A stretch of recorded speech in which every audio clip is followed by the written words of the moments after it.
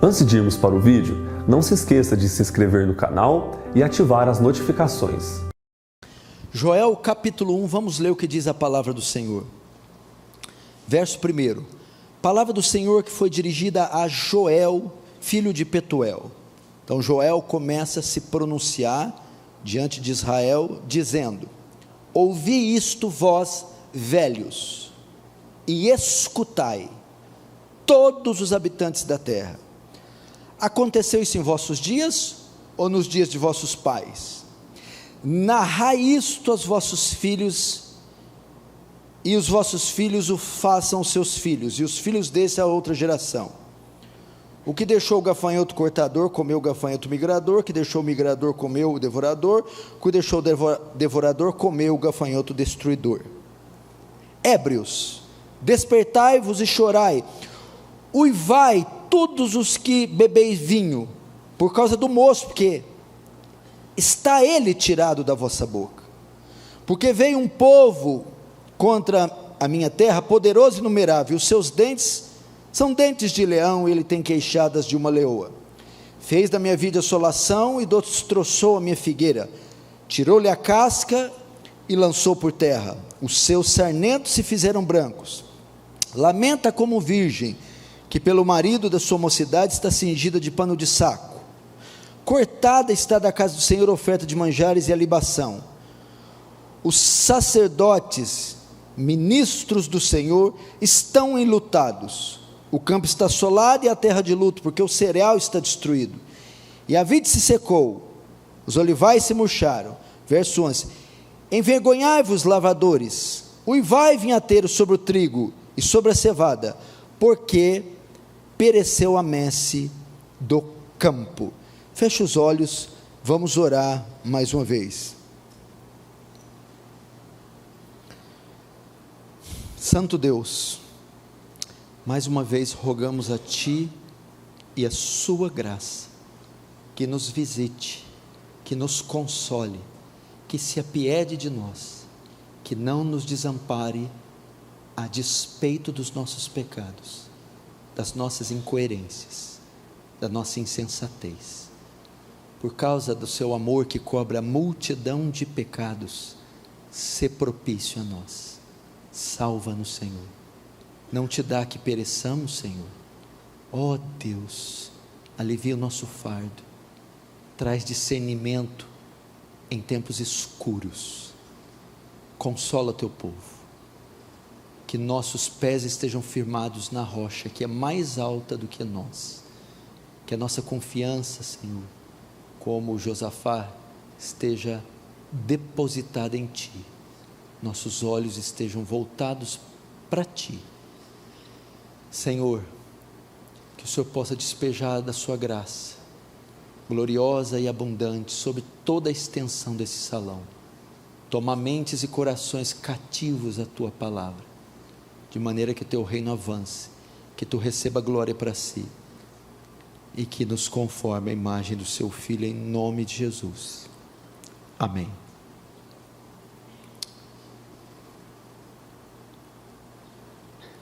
Irmãos, eu quero usar os acontecimentos dos últimos dias, principalmente no tocante ao coronavírus, para falar sobre o que fazer, como agir em tempos de crise, em tempos de adversidade, como a igreja deve se posicionar diante de crises, e principalmente quando esta crise ela tem proporções globais, em razão da peste, da epidemia, da pandemia do coronavírus, que tem assolado o mundo todo, que se iniciou na China e agora tem como seu epicentro a Europa, e já está migrando para todos os outros países do mundo. Diante desse quadro alarmante, É importante lembrar também que esse tipo de situação foi prevista nas Escrituras e profetizada por Jesus como um dos sinais do fim.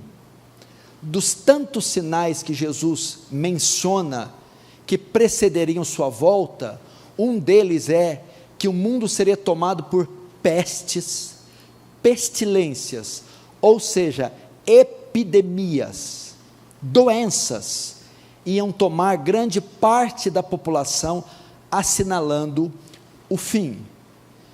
Por mais que haja muita especulação sobre esse assunto, cada dia uma notícia diferente, há também as fake news a esse respeito, e muitas opiniões divergentes com relação ao coronavírus. O fato é que ele está aí, ele chegou, ele é real, e ele está causando pânico em todo o mundo. Para você ter uma ideia, o maior campeonato de futebol europeu, a Champions League, foi cancelada em razão do coronavírus. A Libertadores da América também. As partidas de futebol, de basquete ou dos esportes estão sendo realizados sem a presença do público. A NBA, a liga profissional de basquete, a maior liga do mundo, também adiou os seus jogos. Os Estados Unidos, Donald Trump ordenou que todas as viagens que viessem da Europa para os Estados Unidos fossem canceladas. Então, pessoas estão paralisadas em muitos países, sem poder regressar para os seus lugares, para os seus lugares de origem. Esse vírus já fez dezenas, centenas, milhares de vítimas, e tem centenas de milhares contaminadas, e tem uma outra grande porcentagem que nem sabe que está contaminada. Então isso vai se desdobrar ao longo do ano ainda, e nós temos muito ainda para ver, ouvir, o que isso pode causar. E o Brasil, tamanho continente que é, também não ficou fora disso. Pessoas que voltaram principalmente da Itália, dos Estados Unidos, de viagem, contraíram o vírus e já transmitiram eles para pessoas principalmente de São Paulo capital e do Rio de Janeiro. Diante disso, eu quero usar o livro de Joel para nos mostrar como devemos nos portar em tempos de calamidade, de crises, de devastação. Isso porque o livro foi escrito, ou a profecia, o pronunciamento de Joel, foi feito em um momento semelhante ao nosso. Estava havendo uma seca terrível sobre a terra, levando com que o povo de Israel começasse a sentir já os efeitos disso. Juntamente com isso, a nação é atacada, as suas lavouras, por enxames de gafanhotos, levando a um colapso econômico e financeiro, devastando assim toda a nação. E isso teve vários desdobramentos. Uma vez que a economia foi afetada, até o culto a Deus foi interrompido em razão da peste de gafanhotos. Então, a semelhança deles, que passavam também por uma crise gerada por uma peste, só que esta era gafanhotos, nós também estamos vivendo uma crise causada por outra peste, um vírus. E é incrível como um protozoário, um vírus, que é um ser unicelular, é do tamanho de uma célula, está colocando o mundo inteiro de joelhos. Que coisa forte, né? Isso traz muitas implicações no tocante à nossa própria condição. Mas eu vou usar isso, expor parte desse capítulo 1, para mostrar então como lidar com estes períodos. Só novamente recapitulando, havia também uma crise financeira, um colapso financeiro, em razão da praga de gafanhotos e da seca, que levou toda a nação a estar debaixo de uma crise. Joel então vai se pronunciar dizendo a causa e qual deve ser a postura deles diante de tal crise. E no verso 2 ele começa assim: ouvi isto, vós velhos, e escutai. Então nós temos duas palavras aqui no verso 2: ouvi e escutai. O profeta, com esses termos, quer chamar a nação, quer chamar a atenção da nação para a urgência e a gravidade do que está acontecendo. É típico do povo, é típico do ser humano, a passividade, a indiferença, ele não dar importância às coisas que estão acontecendo ao nosso redor. E nesse sentido, o brasileiro sai na frente. O brasileiro é uma das criaturas mais indiferentes do mundo, tanto é que o nosso próprio presidente, uns dias atrás, se pronunciou dizendo que esse coronavírus era uma fantasia, era uma bobagem. 2 dias depois estava se pronunciando de máscara. Quando você fala para um brasileiro que ele tem algo grave, não, isso aqui não é nada não, ele vai deixando, só vai no médico quando começa a vomitar sangue, porque ele não leva nada a sério. Consciente disso, consciente que o povo tem a tendência a ignorar as advertências de Deus, ignorar a gravidade das coisas, o profeta então quer chamar a atenção deles dizendo: ouvi e escutai. Ou seja, isto que está acontecendo é grave. Isso não é qualquer coisa. Isso não é para ser visto com indiferença. Vocês devem colocar a sua atenção no que está acontecendo, e no que os telejornais e que os ministérios de saúde estão divulgando. É um caso sério, é uma epidemia grave, o colapso é mundial, e os efeitos e desdobramentos disso podem ser devastadores e incontroláveis. Acordem, deem atenção aos sinais que Deus está provocando na natureza. Então, primeiro ele pede atenção. Segundo, verso 3: narrai isso aos vossos filhos, e os vossos filhos os façam aos seus filhos, e os filhos dessa outra geração. A outra ideia, Deus diz: transmitam a gravidade disso aos seus filhos, à sua família. Tem pai que a crise está pegando fogo e ele priva o filho, priva a família, priva aqueles que estão próximos da verdade, da realidade. Joel quer que eles compartilhem, parem de esconder da família, mostrem a gravidade do que está acontecendo, ensinem eles a começar a se compadecer da condição dessa situação.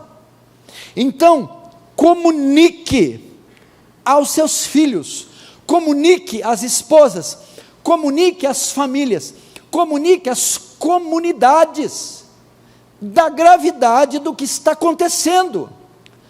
Não engane seus filhos, não crie para eles um mundo de fantasia fora da realidade. Mostre para eles, meu irmão, a realidade da vida, dos fatos, e a condição do mundo diante dessa calamidade, desse colapso. Filhos, o mundo está sendo atacado por uma epidemia, as coisas estão sérias, não sabemos as consequências disso. Tema, meus filhos, clamem a Deus, meus filhos, invoquem a Deus, já comecem a formar o caráter dos seus filhos. Aí ele vai anunciar o que está acontecendo, revelar. O verso 4, o que deixou o gafanhoto cortador, comeu o migrador, e etc, assim por diante. Ele vai falar de cortador, migrador, devorador. São fases do gafanhoto quando bota o ovo. Ovo, larva, inseto e a fase adulta. É apenas isso. Então ele vai dizer qual é a causa da crise. A nação foi invadida por uma peste. Enxames, enxames, enxames. Nuvens e nuvens e nuvens de gafanhoto estão assolando, devastando toda a nação. Ele anuncia a causa da crise, a peste. Semelhante a eles, meus irmãos, dizem que um tempo atrás, esse vírus teve o seu nascedouro, ou foi criado, ou ele começou a se espalhar na China, começou entre os chineses, se espalhou pela China, fez vítimas, fez mortos, e logo foi para a Europa, principalmente para a Itália, e não se tem ainda a vacina para isso. Não é que ele é tão letal, tão fatal, mas por não haver ainda domínio sobre ele, não haver uma vacina certa, e por ele se propagar em uma velocidade absurda, isso pode gerar uma comoção mundial, uma praga mundial, e até que consigam controlar, o estrago pode ser enorme. Especula-se que ou pode ter sido causada por animais mesmo, alguma coisa ali, acidente, outros afirmam até de uma guerra biológica que pode ser provocada.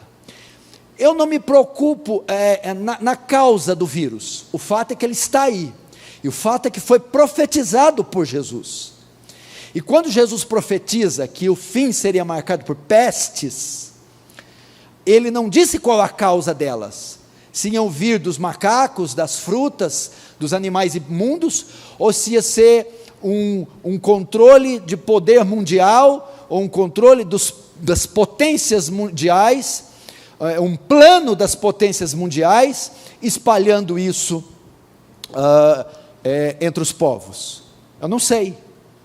E também outros vão dizer, pastor, para que dar ênfase no coronavírus? Já tivemos uma gripe aviária, gripe suína, H1N1, etc, etc. Sim, agora tem mais uma para completar o arcabouço de profecias, o escopo de profecias, ou de fatos que cumprem as profecias de Jesus, e por menor que sejam, ou mais rotineira, sempre devem nos deixar alerta, ou alertas, sempre. Esses sinais não podem ser ignorados. Isso aí sempre teve. Que bobagem causar alarde nisso. Isso é uma farsa. Bom, isso aí é fruto de fake news. Isso aí é um jogo de marketing. Querido, é fato e é realidade e é um indicador do tempo, do fim. E não pode ser ignorado pela igreja. E o indicador do fim, o sinal, o cumprimento, é uma bandeira vermelha para a igreja se preparar, é para a igreja se nortear, é para a igreja ficar alerta, atenta, não é para ela olhar, lá um vírus, kkkk, que legal, está todo mundo morrendo, não é isso. O propósito é a igreja ir juntando as peças do quebra-cabeça, é ela organizando os seus pensamentos e as suas ideias, e discernindo os tempos, entendendo que para o ímpio, para a mídia secular, se trata de apenas informação, views, likes, para nós é um cumprimento profético, escatológico. Então ele também menciona a peste. Agora ele vai dizer do colapso que isso causou. O verso 5: ébrios, despertai-vos, chorai, vai, todos os que bebei vinho, porque o mosto foi tirado. 9, cortada foi oferta de manjares. 11, parte C, porque o vai vinhateiro sobre o trigo, porque a cevada e a messe do campo pereceu. Nós vemos aqui que a economia do país entrou em caos, em razão disso aí. Veja só, começamos a ver os desdobramentos dessa peste.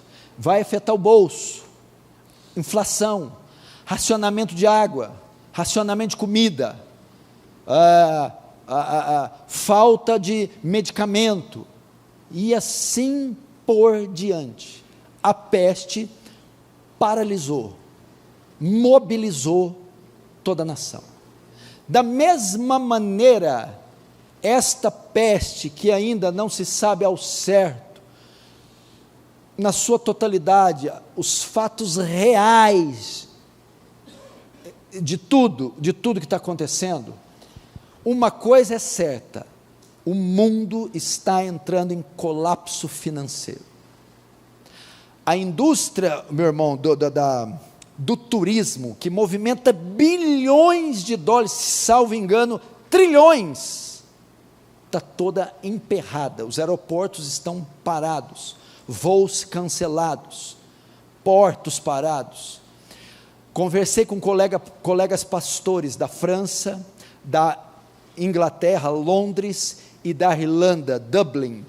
Eles estão dizendo que falta comida nas prateleiras dos supermercados. Países de primeiro mundo, está tendo racionamento, está faltando comida, em razão das viagens, do transporte, está emperrado. Aqui em Franca, por exemplo, as máscaras, máscaras para você não se intoxicar, e o gel em álcool, ele sumiu das prateleiras, e se você encontra, está super inflacionado, está caríssimo. Então falta material, falta mantimento, e o que tem está super inflacionado, está caríssimo. Veja só isso. E assim por diante. Então vai causar uma reação em cadeia. Imagina, os contratos publicitários não vão poder divulgar suas marcas, porque não vai ter partida de futebol, partida de vôlei, partida de basquete, não vai ter público. As prefeituras e as federações vão ficar sem a renda não vão pagar salários, e o salário de jogador, salário de equipe técnica. Veja só os desdobramentos disso tudo. Falta alimento, falta remédio, a imunidade abaixa, o vírus ele é mais letal com a imunidade baixa, e vai começar a fazer vítimas. Então veja só o desdobramento. E se você quiser associar esse colapso com os 4 cavaleiros do Apocalipse, só um vírus desse compreende pelo menos os 3: inflação, morte e fome. É o cavalo amarelo, o cavalo vermelho e o cavalo preto. Você começa a ver a reação em cadeia. Vai haver morte, vai haver falta de comida, vai haver superinflação. Enfim, os cavaleiros também já estão soltos. Essa aqui é a introdução que Joel dá para a nação, da condição dela e da crise. Agora vamos ver as consequências disso. Vamos ver as consequências da peste e as consequências do colapso financeiro em algumas áreas da sociedade. Veja só a primeira consequência. as vaidades, os luxos, o supérfluo, em tempos de crise, tem que ser deixado de lado. Se não, vejamos o verso 5, ébrios, está falando para aqueles que bebem, os que vão a bares, os que frequentam, os que fazem uso do vinho, da cerveja, ó. Verso 5, ébrios, despertai-vos, chorai e vai, todos que bebem vinho, sabe por quê? Por causa do mosto, porque está ele tirado da vossa boca. A crise não vai permitir mais ter luxo, não vai ter mais happy hour, não vai dar mais para no final da tarde sentar no barzinho com torresmo e abrir uma gelada. É o que ele está dizendo. A crise impediu eles aqui de adquirir ou de usufruir das suas vaidades. Joel começa a listar em uma ordem crescente as implicações da crise.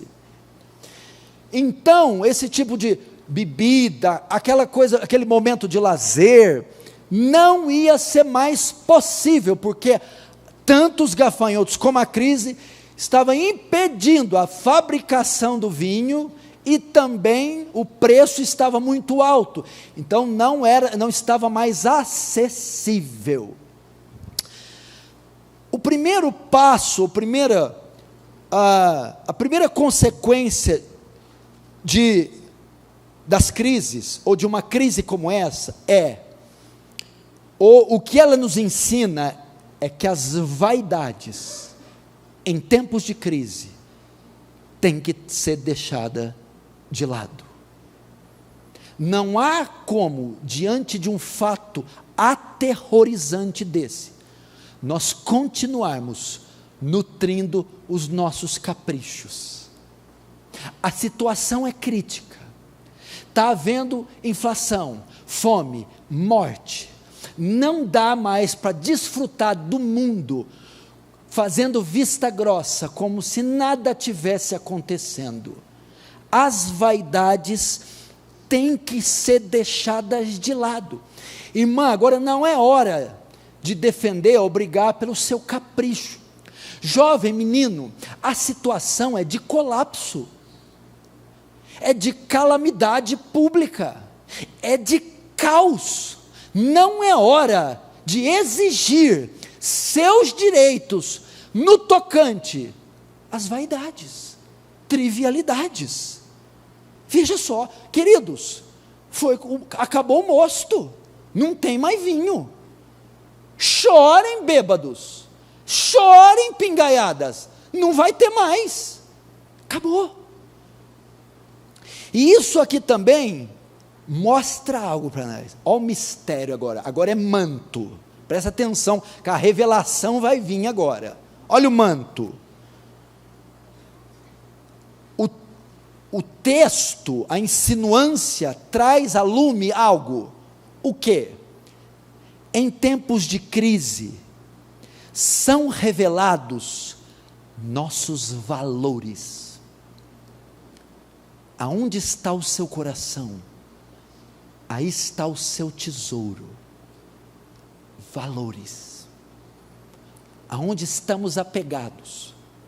Notem, Joel sabia que aos beberrões a crise ia trazer lágrimas. Ele diz: chorai, uivai, vocês vão sofrer.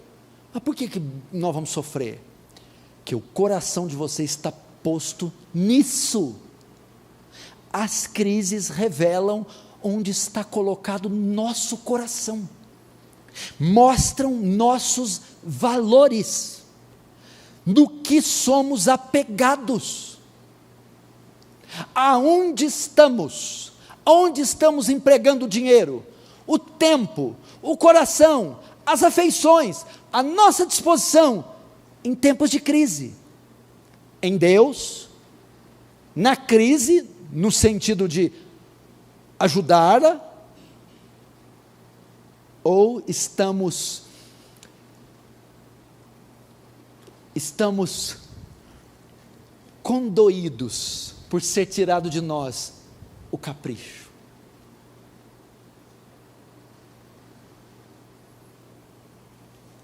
Você está vendo como é que é a mente do Senhor Jeová? Como é que ela é articulada, dinâmica, inteligente? Deus tira o conforto e revela onde os corações estão postos. Isso é tremendo. A segunda implicação e o segundo tiratema do Senhor vai afetar agora a parte religiosa, espiritual. O culto em tempos de crise será comprometido. Se não, vejamos, verso 9: cortada está da casa do Senhor a oferta de manjares. São termos tudo para culto, sacrifícios, e a libação. E os sacerdotes, ministros do Senhor, estão enlutados, estão de luto. O campo está assolado, a terra de luto, porque o cereal está destruído, a vide se secou e as olivas murcharam. A crise agora começa a entrar dentro da igreja. Em razão da seca e da peste de gafanhotos, não havia como fazer sacrifícios, não havia como manter o culto. Os cultos foram cancelados, não havia possibilidades de ser realizados. Por quê? Porque o colapso econômico e o estrago dos gafanhotos tocou até na preparação dos cultos, de modo que não havia material, não havia os utensílios, os itens necessários para a realização do culto, e o culto teve que ser cancelado, teve que ser adiado.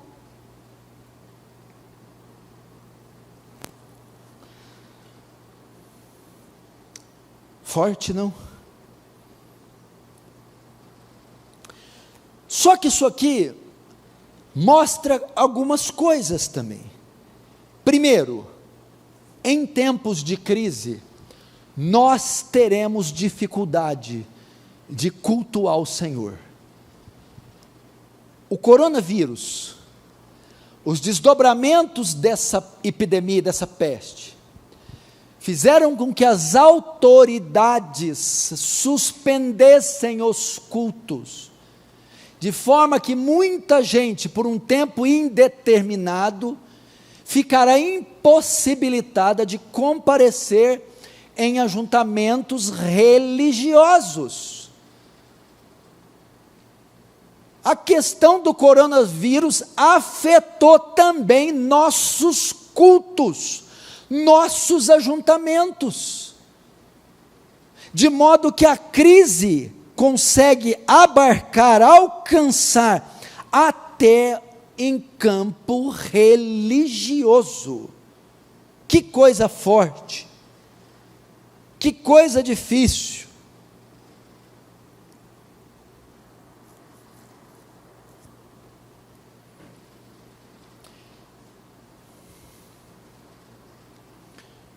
A Bíblia fala disso, que Jerusalém seria edificada, porém em tempos angustiosos. A Bíblia fala que nos últimos tempos, nós estaríamos debaixo de opressão, de perseguição e de intensa dificuldade. Ela já chegou, ela é real.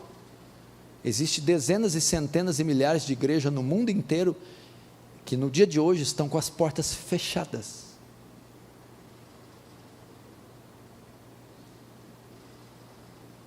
E por um tempo indeterminado. Fala-se de pelo menos 6 meses. Imagina 6 meses sem entrar numa igreja, sem se reunir.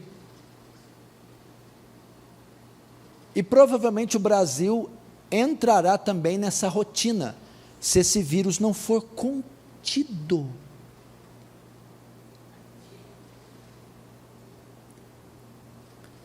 Que coisa forte. Dificuldade em cultuar. Só que aqui tem outro manto para você, cuja mente do Senhor quer alcançar. Também é uma placa de advertência, dizendo: buscai o Senhor enquanto se pode achar, invocai o seu nome enquanto está por perto. O Senhor está dizendo: busque-o, conserte a sua vida, enquanto Ele ainda está disponível.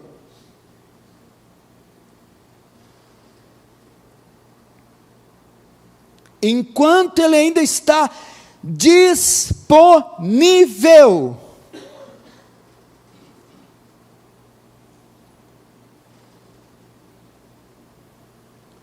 Porque essas ameaças mostram que nem sempre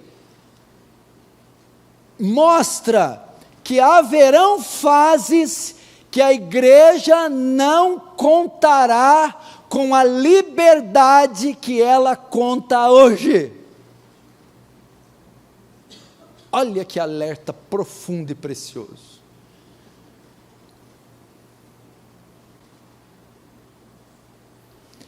Então isso nos demonstra o quê? Irmãos, à medida que o tempo vai passando, a nossa liberdade religiosa pode ser tolhida, de um jeito ou de um outro. O acesso ao Evangelho, ao culto a Deus, ao koinonia, a reunião com os irmãos, pode ser tirado, limitado, impedido. Então nós vemos ecoar sobre nós Isaías 59, buscai o Senhor enquanto se pode achar, ou seja, enquanto as portas não se fecharam, enquanto Ele está disponível, enquanto Ele está acessível. Por quê, pastor? Porque chegará o dia que Ele não estará mais, ou pelo menos com essa liberdade que temos. Terceira consequência da crise. Primeiro, as vaidades serão deixadas de lado e mostrarão nossos valores. Segundo, a crise afetará o culto a Deus. Por isso a urgência de buscá-lo enquanto se pode achar. Terceiro, as crises podem colocar nossas vidas em risco. Podem tirar nossas vidas. Verso 11 diz: envergonhai-vos, lavradores, uivai, vinhateiros, sobre o trigo, sobre a cevada, porque pereceu a messe do campo. Veja em ordem crescente: primeiro as vaidades, o vinho, depois o culto. Agora vocês vão passar fome, não vai ter nem o que comer. Na primeira fase não tinha o happy hour.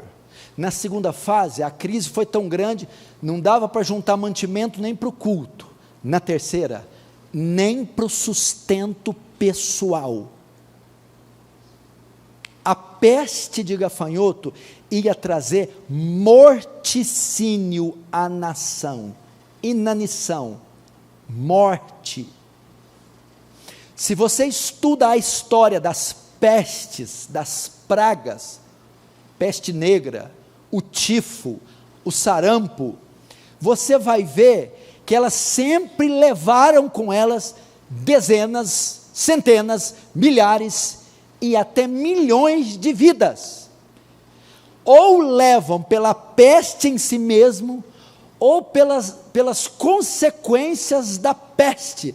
Se não leva pelo próprio vírus, leva pelo que o vírus causa, fome. Se não leva pelo próprio vírus, leva pelo que o vírus causa, guerra, conflito, suicídio. Os colapsos que o vírus causa levam à morte.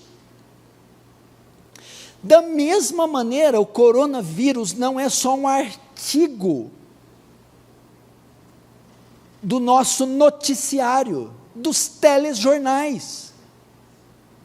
Ele é um vírus que até então se mostrou letal, devastador, e já levou vida de pessoas. Aí eles falam, não, fica tranquilo, só mata velho. Quem tem avô aqui? Quem tem mãe com mais de 50 anos? Como assim só mata velho? Parece até alguma coisa provocada por sistema totalitário, porque, por exemplo, Adolf Hitler, ele tinha intenção de exterminar raças, não gostava de negro, de cigano, de judeu, e também de velho. Velho não tem força, velho não trabalha direito, velho, é só pedra de tropeço. E tem até gente dizendo, esse vírus foi lançado para tirar a terceira idade do caminho. E como é que o povo comenta? Fica tranquilo, pastor, só mata velho. Peraí, eu tenho avó, eu tenho mãe, que já são senhoras. E outra, nós também vamos ficar velhos, não vamos? Então, irmãos, coloca a nossa vida em risco. Agora, isso traz outra consequência.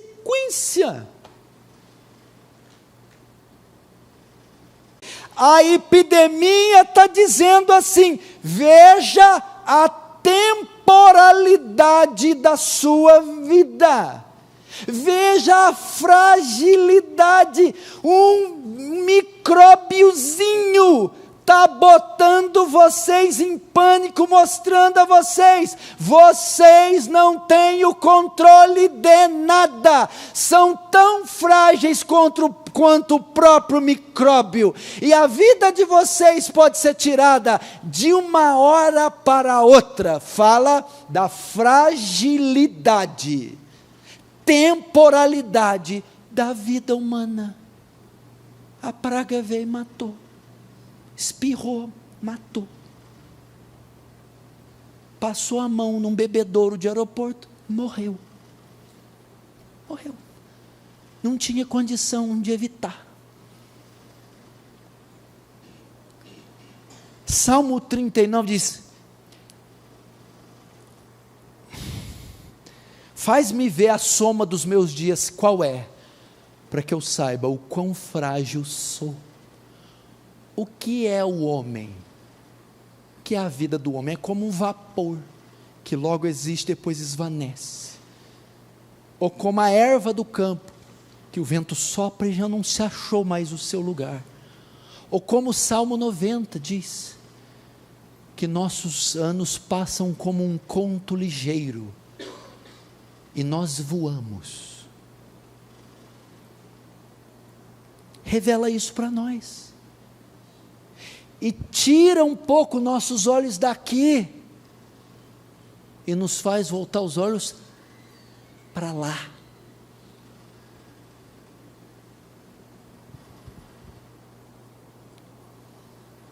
Irmãos, ele está trazendo essa noção a nós. Você que às vezes é muito vaidoso, muito pomposo, muito cheio de si, olha só, irmão, o vírus é um sinal de Deus dizendo: somos mortais, fracos, limitados, frágeis. Ou não somos? Quem é que não ficou com medo de pegar? Quem é que olha para a mídia, não é assim assado, aí e fala, eu peguei, mas eu estou tranquilo. Não. Vai passar pela sua mente a morte. Vai passar pela sua mente, mesmo que ela não passe, ela vai passar assim: meu Deus, quanto tempo de vida eu ainda tenho? Vai chegar o dia que eu vou estar pregando e eu vou olhar para aquelas cadeiras e um deles não vai estar, se eles for primeiro. Vai ter um dia que eu vou olhar aqui E aquele menino que toca violão há tantos anos aí, foi embora. Viu que tristeza fazer o velório do Tiago? Não vai estar aqui mais. Pode ser hoje, pode ser amanhã, acabou. Eu vou falar, Deus, aí Deus, querido, nós é mortal, vocês não duram para sempre. Deus está levantando a bandeira e dizendo, pecadores, pecadores, vós sois finitos.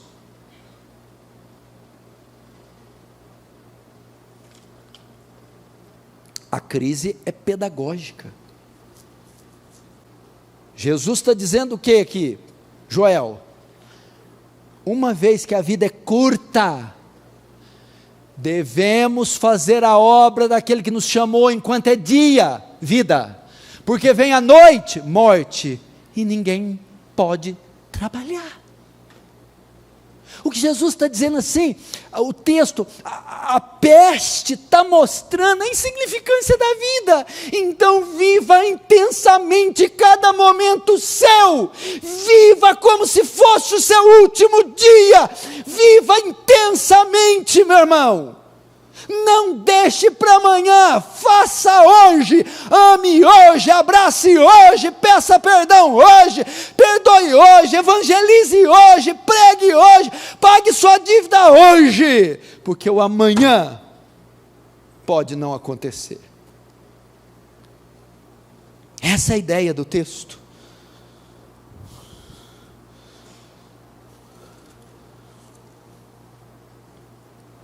E olha que a pregação é o que fazer em tempo de crise.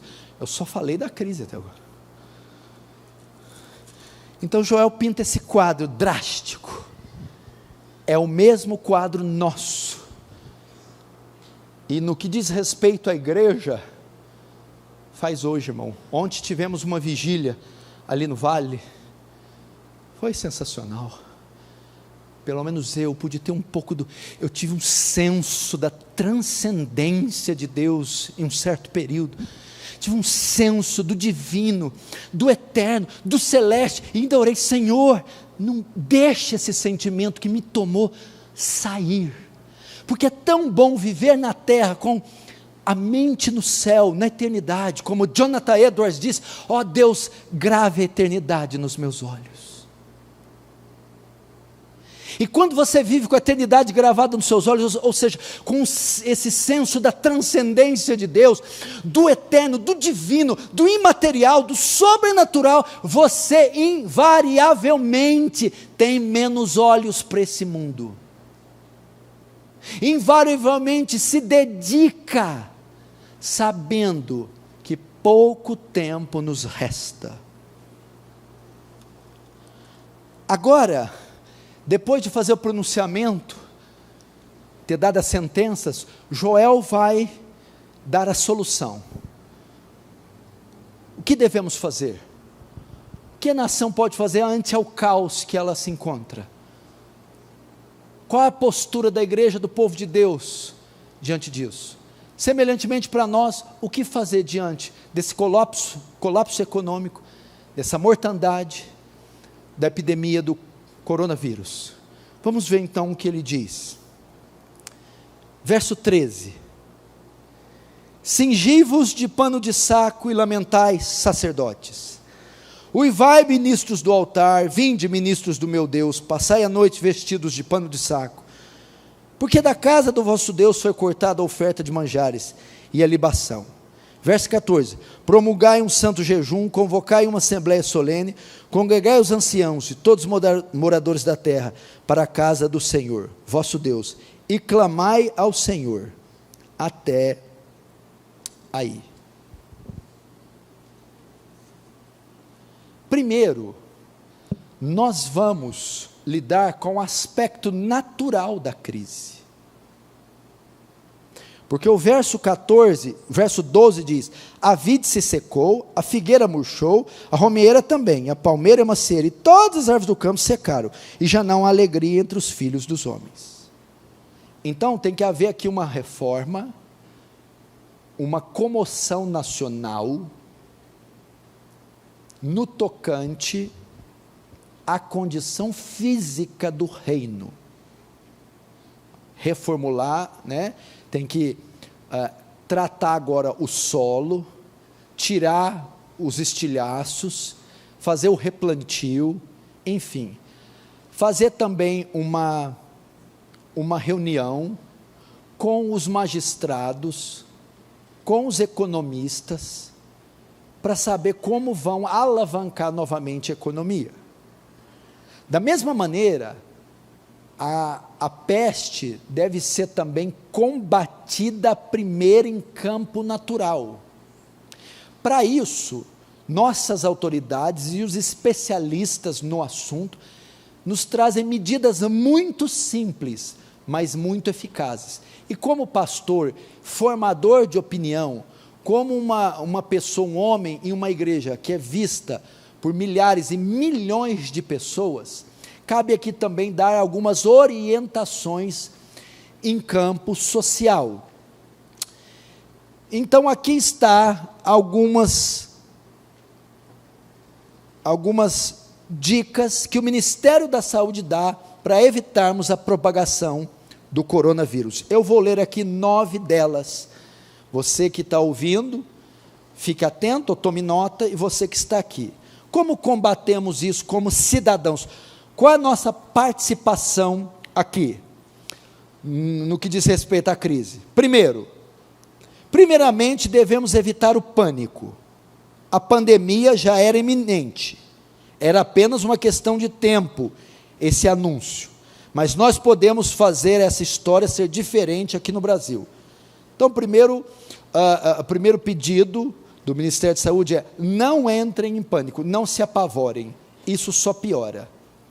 Ok? Então, mantenham o controle, caso for encontrado um membro da família, ou mesmo você mesmo, com o vírus.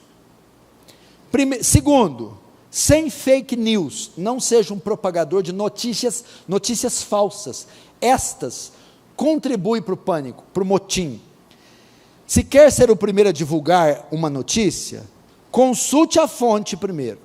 O site do Ministério de Saúde, por exemplo, saude.gov.br, possui informações confiáveis. Duvidou? Não repasse. Terceiro, sem beijo, abraço e aperto de mão. Nosso país é caloroso e a nossa característica é reconhecida mundialmente, mas vamos mudar o hábito por um tempo. Todos vão entender a necessidade de cumprimentar apenas com um sorriso à distância. Palmeirense cumprimentando corintiano, distância. Ai, servo santo. Quarto, visita aos idosos. Podem esperar também. Idosos acima de 60 anos são dos principais grupos de risco. Podemos evitar de levar algo indesejado para eles. Ok, então o vovô, a vovó, o tio, devem esperar um certo tempo para não termos contato com eles. Mas que vai ser uma tristeza. Vai, né, gente? Judiação, né? E tem vô que fala: deixa eu morrer, mas morro com o meu netinho, deixa eu ficar com ele. 5. Lave sempre as mãos e procure não tocar o rosto. Não precisa nem explicar, né? Lave frequentemente. 6. Cubra o rosto quando tossir. É o que está dizendo aqui. Cubra o rosto quando tossir. Dê preferência usando os ombros e os braços. 7. Respeite o próximo. Bom senso nunca é demais, coisa que brasileiro não tem muito. Pode ter uma pessoa precisando mais que você, sem correria, sem empurrão e brigas. Respeite sempre. 7. Evite aglomerações. Se puder permanecer em casa, evitar locais fechados, com muitas pessoas. Fazer home office é melhor. Ou seja, fique em casa. Você pode, em muitos sentidos, As aulas de faculdade, de escola podem ser feitas online, ou pode ser um material dado aos pais, e os pais fazer com os filhos, e assim por diante. E no caso dos cultos, se for de fato ordenado que sejam suspensos, então a saída vai ser cultos online, né? Entra no canal Defesa do Evangelho, no horário dos cultos, e eu vou estar fazendo ali uma mensagem para vocês, mas isso ainda não é oficial. E 9, sempre alerta, nós podemos ser os vigilantes, se souber de algum caso, reporte, comunique, ok? Então esses são as medidas de prudência e as medidas no combate em campo físico do coronavírus. Agora, naquilo que está além da nossa força, naquilo que vai além das fronteiras, naquilo que envolve hostes espirituais, que envolve circunstâncias e realidades que estão acima do nosso poder, o que devemos fazer? Então, o verso 3 diz: cingivos e lamentais sacerdotes. Verso 14: promulgai um santo jejum e convocai uma assembleia solene.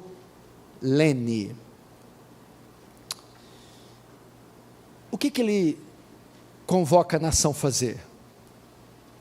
Jejum e oração. Voltar a face para o Senhor. Clamar a misericórdia de Deus, buscar o Deus Todo-Poderoso. Por quê? Porque a situação aqui descrita chegou num ponto incontrolável, estava acima do poder e da compreensão humana. Para o quadro ser revertido, haveria de acontecer uma mobilização divina, uma intervenção divina, dadas as proporções, a profundidade, os desdobramentos, a intensidade da crise.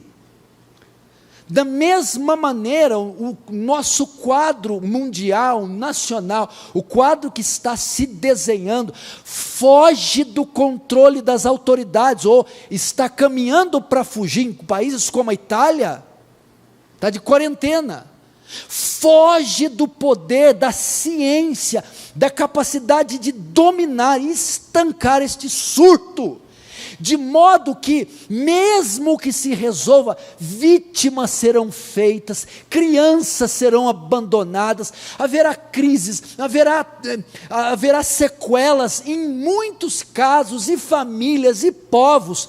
Fala-se de empresas que vão fechar, quebrar, não vão se abrir mais. Fala-se de uma quantidade tão grande de infectados que não haverá leito suficiente nas UTIs para acomodar essas pessoas. Enfim, a inflação, o racionamento, essas coisas afetarão o mundo de tal maneira que serão necessários muitos anos para recuperar todo o dano que só está no começo. Porque eu disse, a fé de pessoas será prejudicada, os cultos serão interrompidos, as pessoas serão privadas das suas necessidades, haverá morte, e por mais que haja, até se esse vírus foi causado, quem o causou não tem o controle sobre ele que pensa que tem. E diante disso, o que a gente tem que fazer? Clamar a misericórdia do Senhor. Primeira coisa que Joel fez, todo mundo, coloque pano de saco e cinza, que era uma maneira de se humilhar no Antigo Testamento. vamos invocar ao Senhor, vamos promulgar um jejum, vamos colocar o rosto em terra e dizer: Senhor, tem misericórdia da Europa, da Ásia, da África, da América do Sul, da América do Norte. Senhor, aplaca a tua ira, Senhor. Senhor, traz uma intervenção, traz a cura deste mal, Senhor. Ilumina os especialistas, ilumina os cientistas, ilumina as autoridades, para que exerçam domínio sobre a situação, para que não percam o controle, para que estanquem, Senhor, essa tragédia. Senhor, guarda a tua igreja desse mal, guarda os irmãos mais fracos, preserva-os na fé. Ó Deus, ampara o teu povo nesse momento. E o texto diz, Joel sugere que os sacerdotes iniciem o processo. Deve começar por nós pastores, deve começar por nós líderes. Nós somos os primeiros a nos compadecer, os primeiros a se colocar na brecha, os primeiros a perder o apetite e se colocar entre Deus e as nações, e então convocar a congregação, a comunidade, a igreja de Cristo, para vir junto conosco.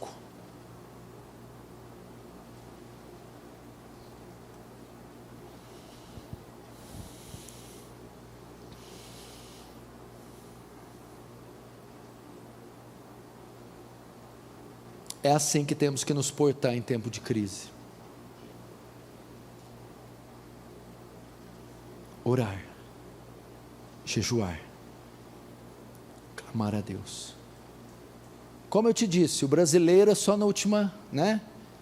Você vai esperar o seu filho, seu primeiro caso, a primeira vítima, sua mãe, sua avó, metade da igreja. Vai ficar só olhando, isso aí, sabe, dessa água eu não bebo. Como não? Por que não? E se essa, não dá para saber, só estou falando hipoteticamente, e se essa for uma profecia de Mateus 24, e se cumprir de forma como foi a peste negra, que levou 50 milhões de europeus, e se for um negócio devastador? E se diminuir a população mundial através disso aí? E se for? Não está escrito? Próximo vai ver guerras, rumores de guerras, terremotos e pestes. E se for uma peste incontrolável? Vamos orar, vamos jejuar. Agora eu vou terminar com isso. Nós então devemos nos colocar diante de Deus em oração, em pranto, em clamor, fazer a nossa parte e depender de Deus. Orar por quê? E eu termino. Primeiro, nós vamos orar, presta atenção, conscientes que este coronavírus representa o açoite de Deus às nações. Essas epidemias, e essa propriamente, é juízo de Deus sobre as nações soberbas, arrogantes, idólatras, ensimesmadas.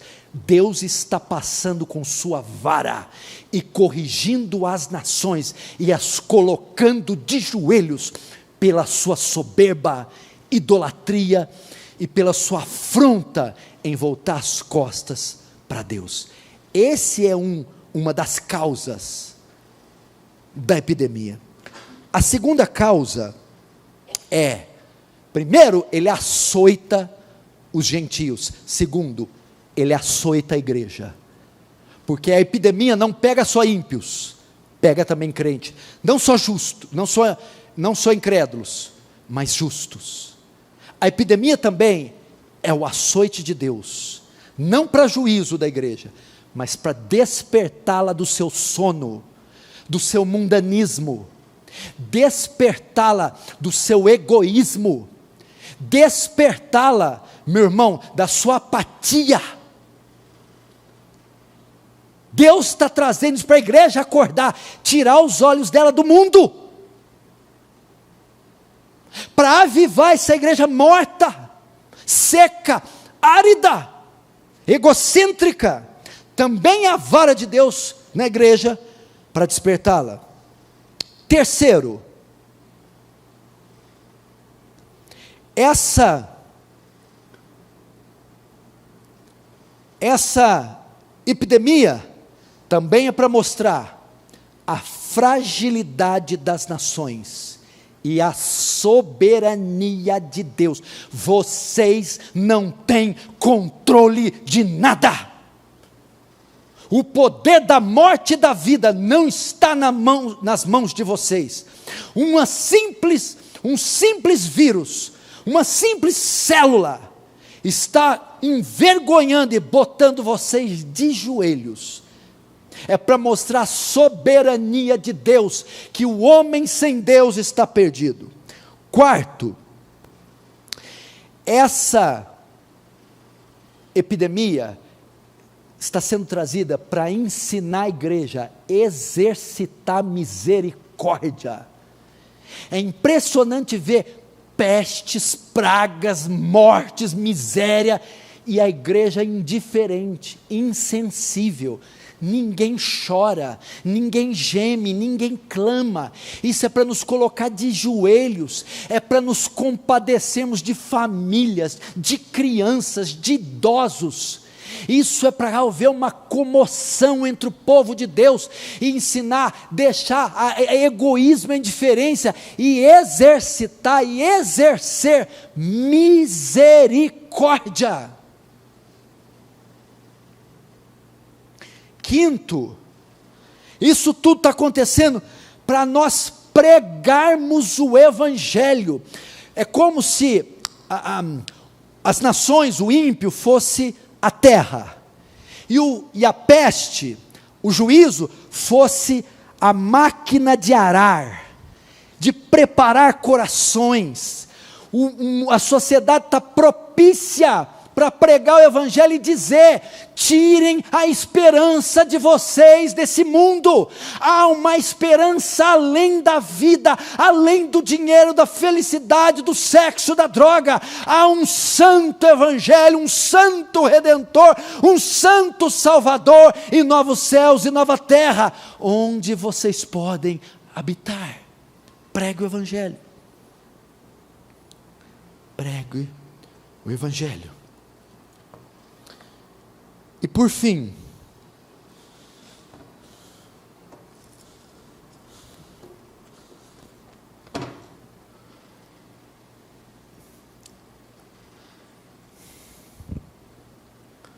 a glória de Deus.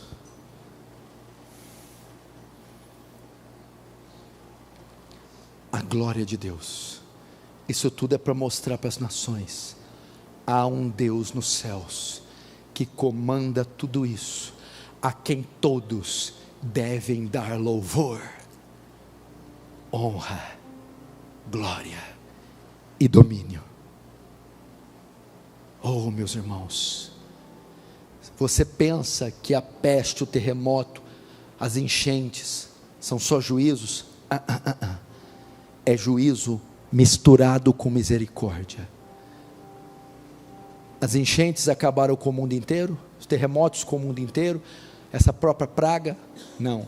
Multidões são devastadas, para acordar as tantas outras que estão vivas, para despertá-las. É juízo com misericórdia. Acordem, olhem para mim, deem glória a mim. É Deus chamando ao arrependimento. Venham, a chance, a esperança. Como a chance? Porque eu executei as outras, mas poupei vocês. Reconheçam meu senhorio e deem glória a mim. Amém? Essa é a razão, ou pelo menos parte do porquê do coronavírus e como lidar com ele. Amém? Vamos fechar os olhos e curvar nossa cabeça.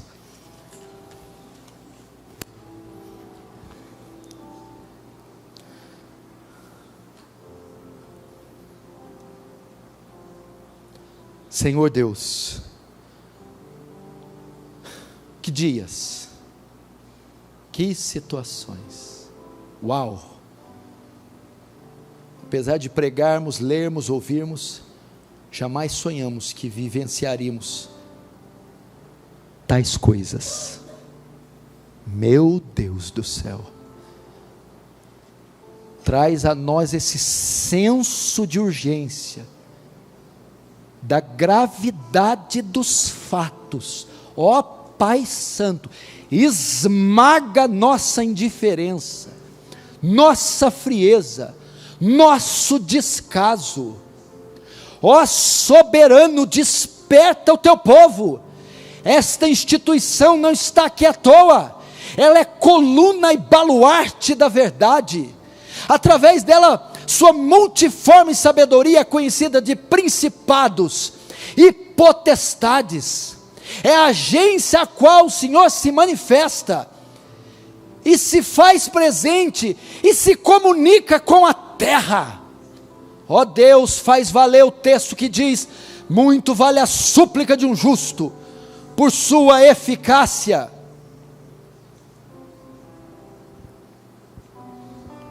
Atende a oração que está aqui, Senhor. Irmãos, eu quero pedir, dirijam suas orações agora para os alvos. Dirija as orações para a sua casa, dirija as orações para a sua família, dirija as orações para o Brasil, dirija as orações para o Rio de Janeiro e São Paulo, dirija suas orações para os leitos de hospital, dirija suas orações para a França, Espanha, Itália, dirija as suas orações para o Reino Unido, para a Europa, para a África, para a Ásia, dirija suas orações para os povos, interceda por eles. Diga para Deus poupá-los, para Deus ter misericórdia, e para Deus usar a epidemia, para levá-los a reconhecer a soberania, o senhorio dEle. Oh Deus,